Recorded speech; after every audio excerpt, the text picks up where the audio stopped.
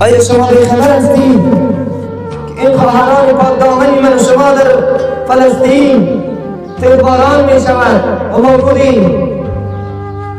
مورد شکنجه و دردها و مصیبتهای شگفت انگیز در فلسطین می شود؟ آیا شما بیخبر هستید؟ آیا شما نمی‌دانید؟ آیا شما گوش‌های شما کج شده؟ آیا چشم‌های شما نابینا گردیده است که اون خواهری که در فلسطین صدا می‌زند که ای امیرالمؤمنین؟ آیا شما را خوابهای غفلت فرو برده است که شما نمی‌دانید؟ آیا شما نادان شده‌اید؟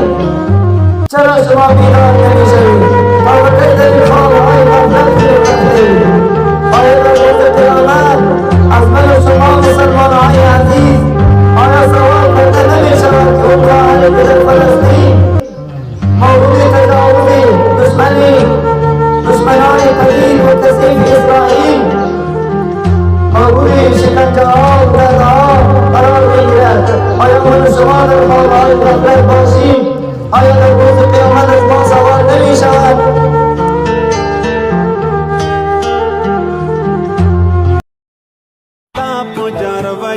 محمد رسول الله دے لا نبی آبادی لا نبی آبادی لا نبی آبادی لا نبی آبادی ختم سلسلے نبوت